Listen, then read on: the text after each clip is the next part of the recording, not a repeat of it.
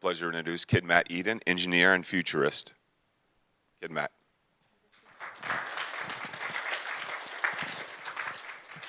Hi, everyone. I think the first thing that I should say is that we've all been ignoring one fact. We are fragile. And we want to go out to space, but it's going to be hard. It's already been accomplished, the ability to get to space. The question is, what will it take to stay there? So far, I think that humans have not been in space for a period longer than, I believe, 2 years. And we know that there's a cumulative effect on our bodies. We know that there's galactic cosmic rays, there's UV rays that can be harmful to us. We have protection through spacesuit and through structures that we plan to build, but that may not be enough. In addition, there's the effects of microgravity, both on the moon and on Mars. The gravity is lower than we experience on Earth. We know that astronauts are affected by no gravity on the International Space Station. And it's very possible that initially a population on the moon would not be able to be permanent, but will have to be on rotation. People may come and go. I'm not sure that people can live there for a long period of time with 1/6 of Earth's gravity and stay physically healthy and live a long life as they could hope for on Earth. And as a result of that, we have to consider the idea that people are not going to be for a long period of time on any space operation. In addition to the things that can kill us slowly, there are things that can kill us fast. A dome breach, a tear in your spacesuit, or a crack in your helmet, or a change in the atmosphere or water supply. So what I'm thinking is that it's very likely that a local commander or a local staff on a moon operation is not going to have more than 1 year of experience. It's not like a captain of the ship who may have 10 years experience and may have seen in his professional life all the different hurdles and all the different crises that can come across and has dealt with them. We are, by definition, going to have an inexperienced crew doing the best they can outside of their comfort zone. And even with training, there's many things that can go wrong, many disasters that can happen, and we just can't foresee everything. This doesn't mean we have to stick to robotic missions and probes and robotic rovers. It doesn't mean that we need the boss to be a computer. But what it does mean is that we have to rely on help, and we need the resources that computer systems can provide us.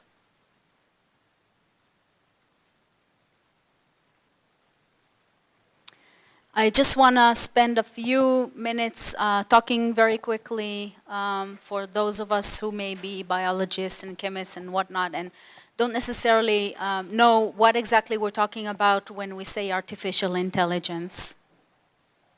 So the definition, we perceive artificial intelligence in machines that work and react like humans. That means that it could be software or it could be a combination of hardware and software, meaning a robot, performing tasks that are complicated, that typically are complex human functions, such as recognizing faces or playing games.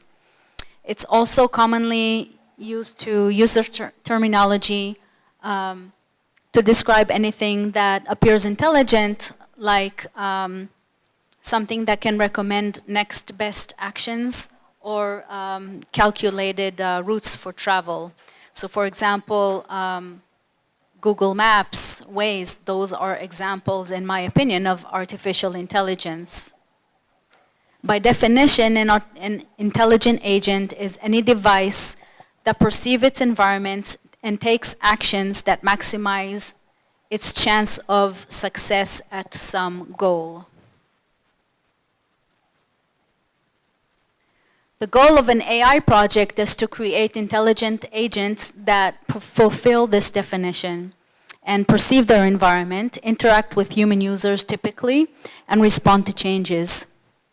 The reason for it to exist is that we want it to be a companion to humans in specific situations or perform specific tasks, and we need its ability to foresee and help prevent crisis or deal with it. What kind of requirements are there for an artificial intelligence that we would use off-world? First requirement is probably ability for conversational interaction. When humans are able to use with a computer the same language that they use to talk to each other, that's the easiest way for us to communicate. And as a result, it reduces the cognitive load on the user. This can be managed via text input-output. Sometimes interacting via text is convenient. Sometimes it isn't. Sometimes what you want is speech recognition and the ability to input and output via voice response. A second requirement is probably personification. It goes both ways, meaning that the system should recognize who it's dealing with, and the system should take on its own personality. Modularity, the ability to add or remove additional systems that the computer will interact with. And finally, machine learning.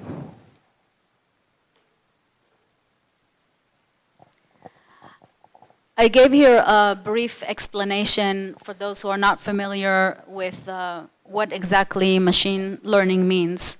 If you think about how a human child learns how to stay away from anything hot so that they don't get burned, the first thing they realize is that fire hurts, so they stay away from open fire.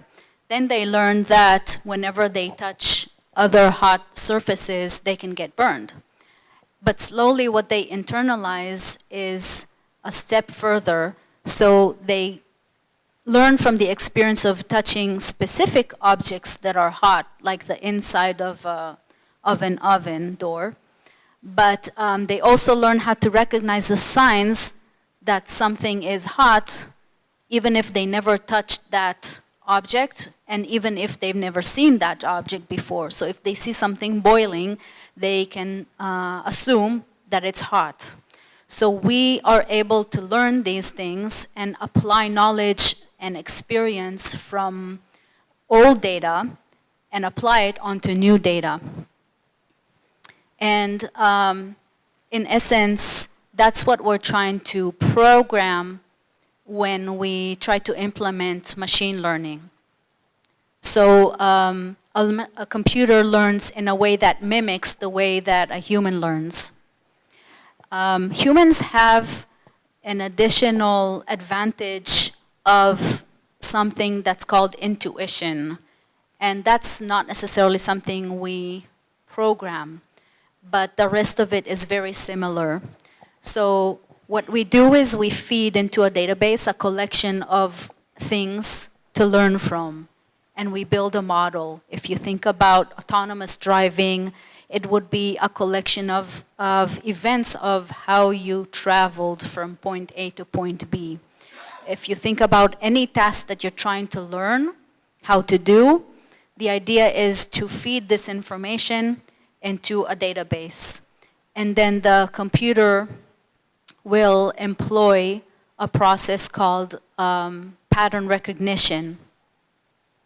And the pattern recognition has a classifier that classifies the new data that's coming in a manner that's similar to what they find in the model.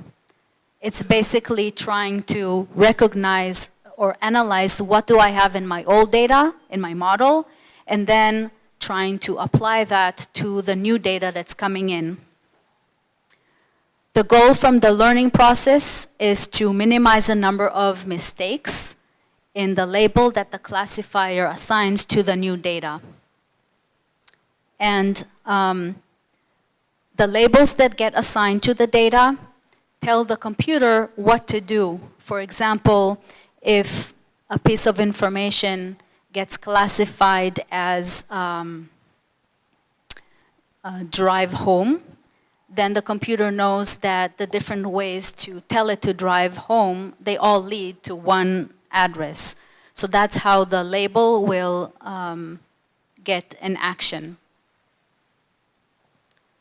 When over time you accumulate more and more data, that's a learning process because the experiences from using the new data is added to the database and becomes part of the model.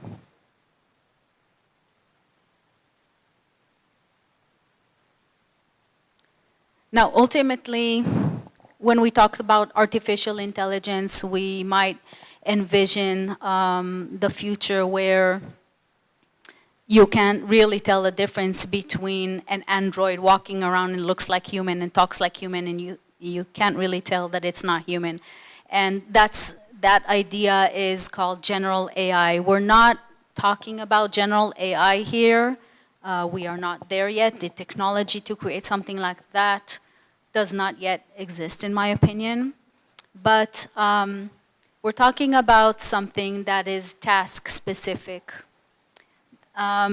What we have today is the ability to implement what we perceive as artificial intelligence in 3 different ways. The first way is to create direct code that says, okay, if you are in this situation, do A, and if you're in that situation, do B.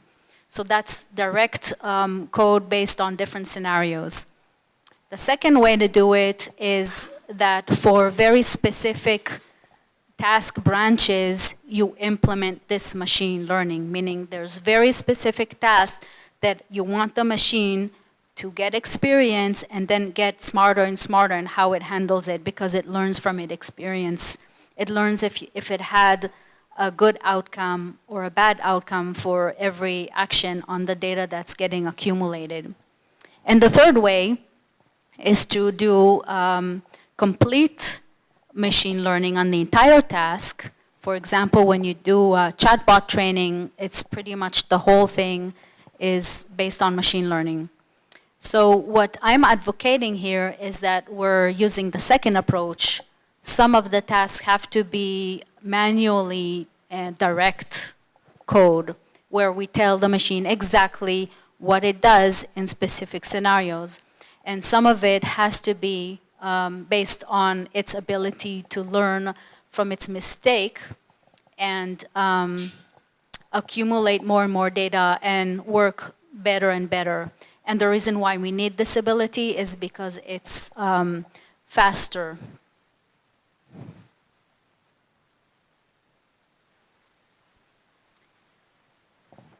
What exactly will the machine learn? We're talking about a variety of different systems that we will have in a colony. And each one of these systems, the way we have it today, our technologies can monitor these different individual systems. And our technology typically can generate a digital output that this one program can consume.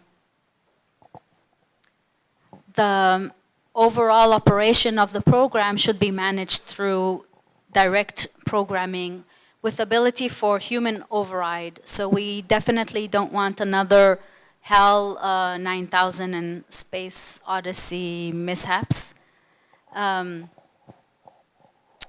So let's explore what the artificial agent can do for us.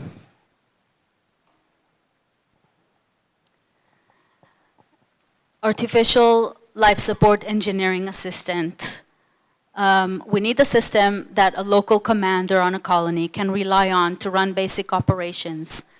This acronym, ALSEA, it can monitor everything that's happening on the colony.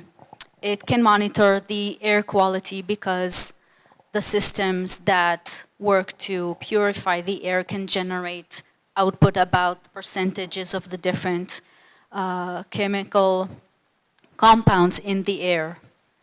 It can monitor the water quality. It can monitor soil and plant toxicity level and quality. Structure integrity of the living spaces. We can have data transmitted and telling us if there is a breach, if something happens, if we build a dome, is it intact, is it, or is it weak or weakening? Temperature and light, integrity of a communication system. It's very important for us to be connected to each other in a colony like that. We want to make sure that our Wi-Fi and computer networks and other communications are intact. Health of communications with Earth, and that's obviously naturally something we want to monitor, but in addition, it can also review content of emergency transmission. So if I'm talking about a system that can have conversational interaction, this means that it does have NLU, natural language understanding, which means that it can scan emergency transmissions. I'm not saying it will monitor everything that's going on, but for a specific situation, it can decipher what's being said and act on it. And then self-diagnostics and system backup.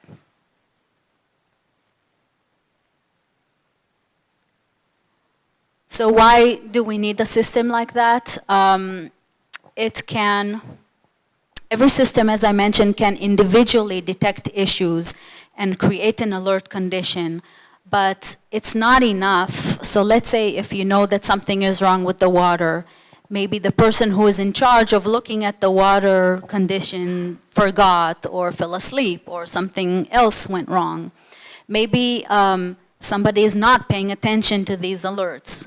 So it would be useful if you have one system that can triage, prioritize, and communicate with the staff about everything that's happening in all the systems. Using predictive analytics and inputs for the systems, one central system can alert the staff on problems that may emerge. So the ability to predict when something might go wrong. Look at the indication. That's one way machine learning can be applied. And recommend preventive actions. One system can analyze the cause of recurring problems. So let's say that we do detect that there's an issue with the water or an issue with the air, but we have no idea what's causing it. And one system that has all of the information from all of the different systems can tell you that the cause might be it's something completely else that we didn't even think about.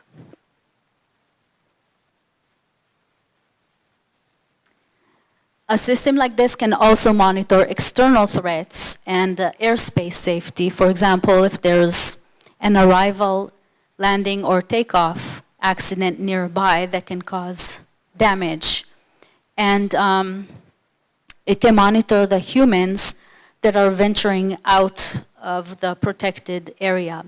So I'll give you an example. Obviously, I would not want a system like that monitoring me 24 hours a day if I'm sleeping or eating or whatever I'm doing in the colony. Definitely I'm not advocating that. But once you step out of the protected space, you are very vulnerable, and a system like this can monitor your whereabouts. It can analyze the integrity of your suit. It can watch out the vital signs transmitted like pulse and body temperature. and it can monitor your cognitive functions periodically. What I really mean with that is it can talk to you. So let's say 3 people went out to perform some task. It's possible for a system like that to talk to these individuals and assess their cognitive functions and see if everybody is doing okay. If somebody has stress in their voice, it's possible to identify it. And it's possible to see if they are losing consciousness or non-responsive, if they seem to be sitting down. It's possible to talk them into stepping back in or send them help.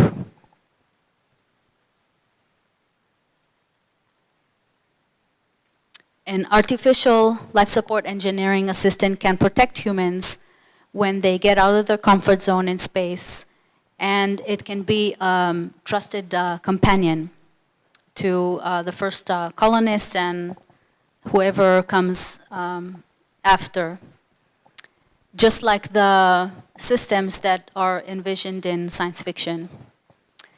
But this is not science fiction. The technology to do this exists today. And finally, I just wanted to mention that the title for this presentation is courtesy of Dr. Andreas Tsarlas.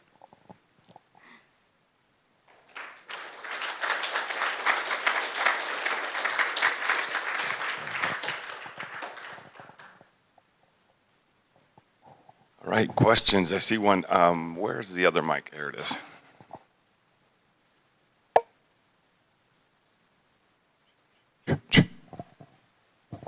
Hi, I'm very interested in your reasoning why we would need such an overarching system, and at the same time you're like already indicating like we shouldn't build something like HAL.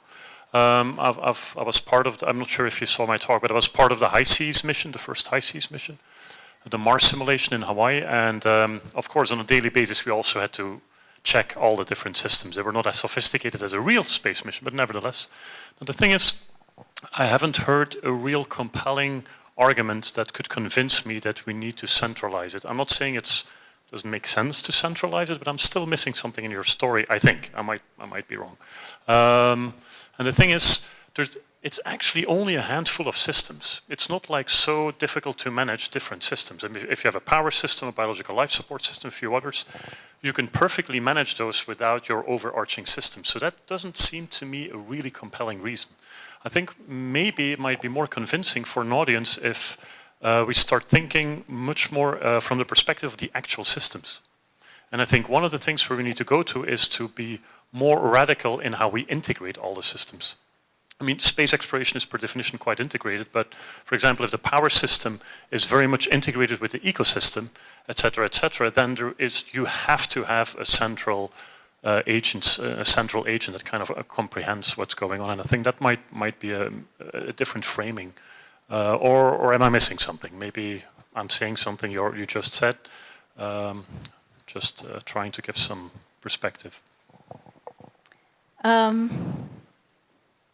I'll tell you, first of all, how I started thinking about this, really just through an example.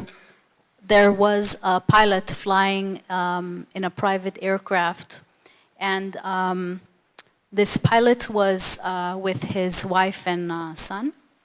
And know how below 14,000 feet you don't need oxygen masks or air pressure, but above it you do.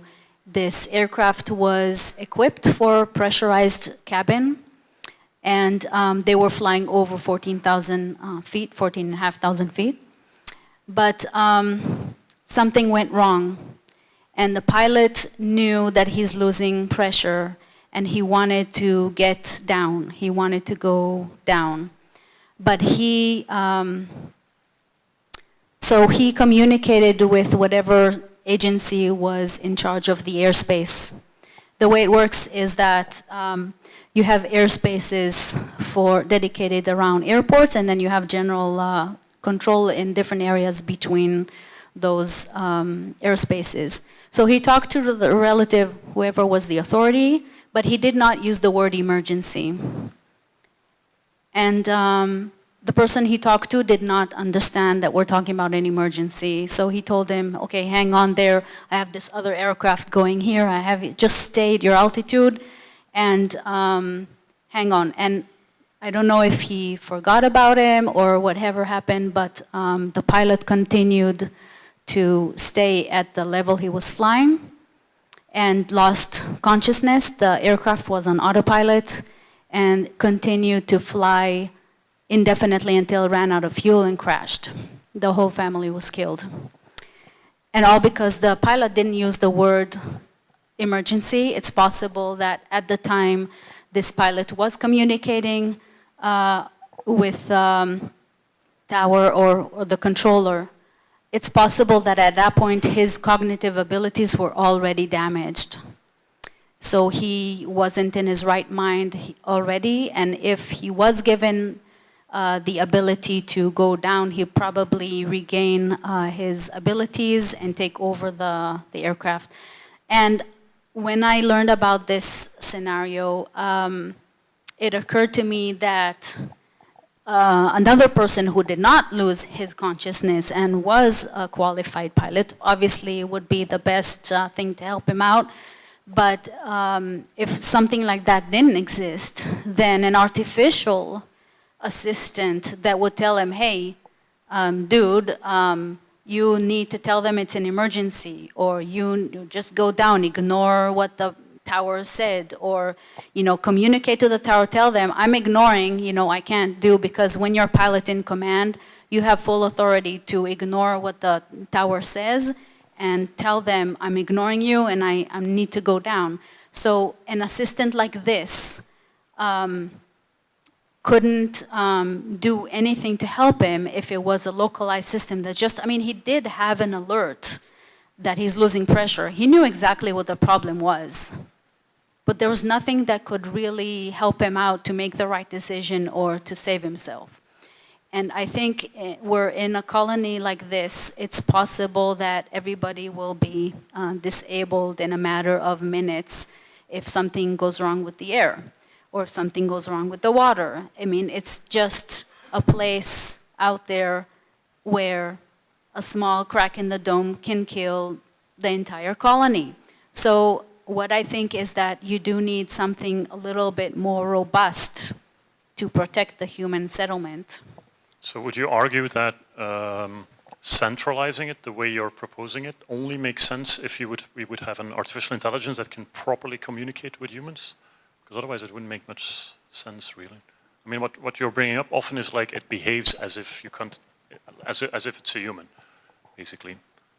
I'm just trying to get where the crucial thing here is of the. It needs to have some aspects that are similar to human behavior, but the ability to prioritize what's happening, because imagine the load on in this situation, the pilot who needs to deal with multiple things. Maybe his son is screaming and maybe things are going off and maybe there's multiple things happening and he needs assistance to prioritize.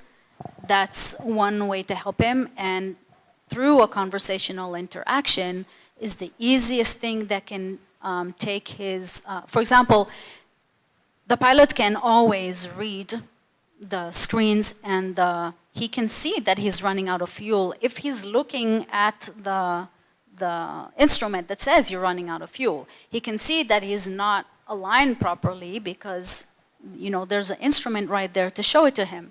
But being able to have somebody tell you, hey, there's an issue here and here's what I recommend you do. When somebody says that to you, it's a lot more helpful and it reduces your load at a crucial moment. So it's a very intelligent, it's a very smart decision maker that takes into account all the different things that are going on. Yeah, that makes perfect sense. Thank you. My concern would be that why would this intelligence want to be our friend? I've always wanted a little robot friend, I'd pal around with and it would like me wherever I do and whoever I am. But whenever it decides, you know what, I don't like him anymore. In fact, I don't like any humans. And then we have a challenge.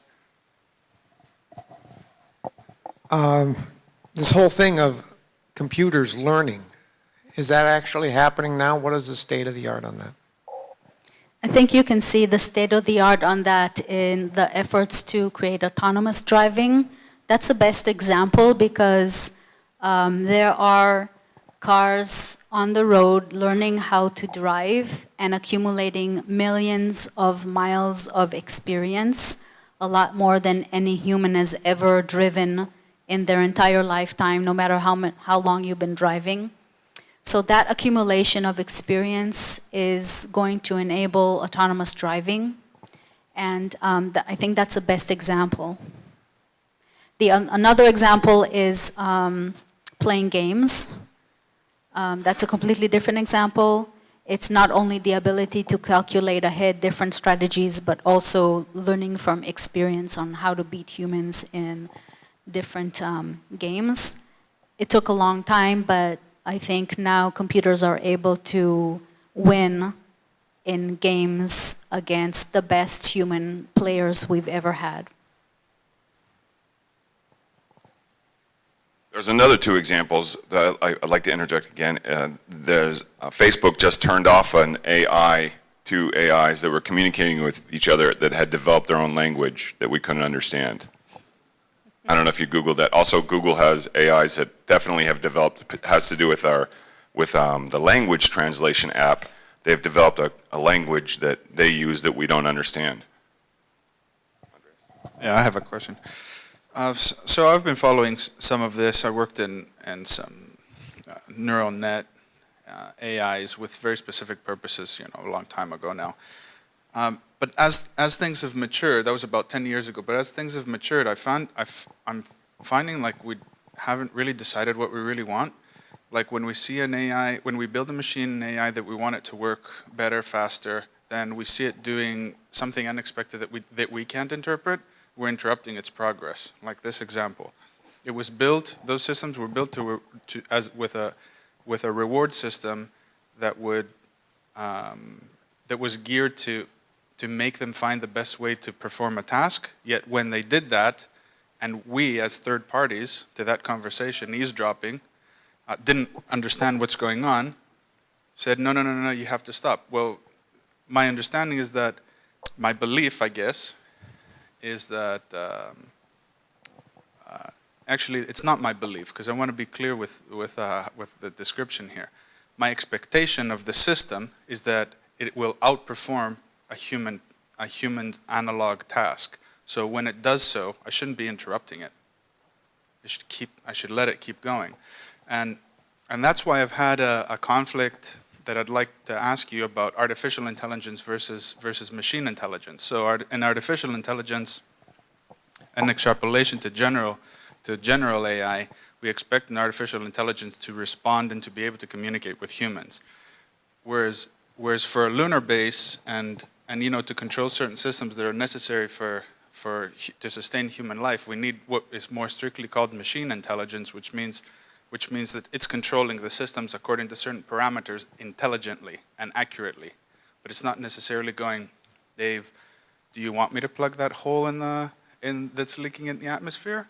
Or no, it knows automatically that it needs to do that, and it needs to compensate with increasing the temperature, and it needs to compensate with all of that. So I feel like I wanted your feedback on this thought that we're getting in the way of really achieving either accurate, high quality machine intelligence and artificial intelligence. One small thing that you're right that I neglected maybe to emphasize is that certain tasks would be automated. So the idea is not to, as you say, wait for it to say, okay, Dave, should I repair the hole in the dome? That's not the idea. The idea is to tie the two things together. One is the ability to monitor what's going on in real time and act if action is needed. But the other one is also to communicate with the staff when things are happening and the humans need to do something. For example, if they need to evacuate, that's something that they need to take action on. It's not something that the machine will pack them up and kick them out. So the idea is to tie the two ends together. And to the first point that you mentioned. Yes, absolutely.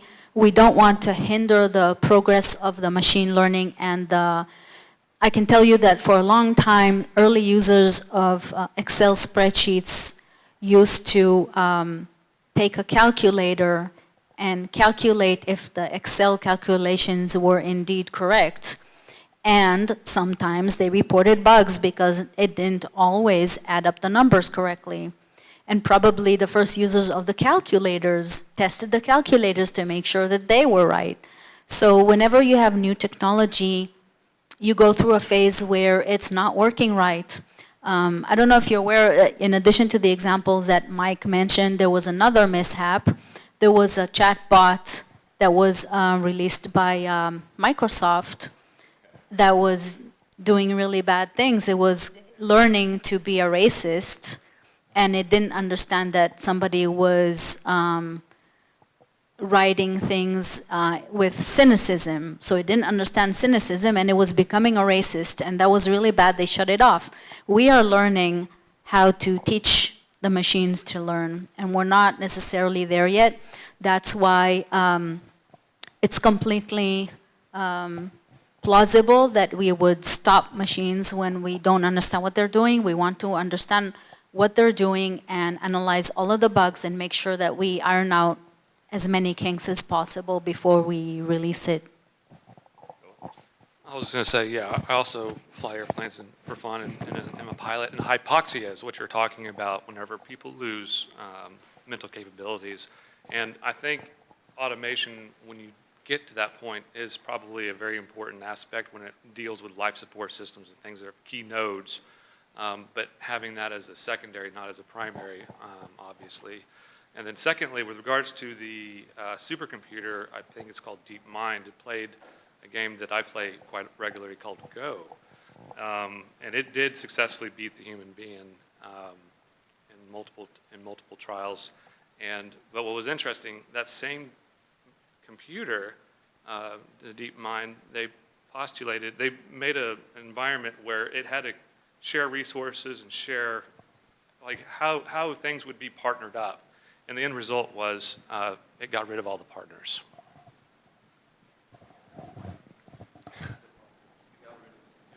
Basically decided that it did not need to share resources. And basically destroyed everything. Correct. Pretty much. This is not the happiest talk. This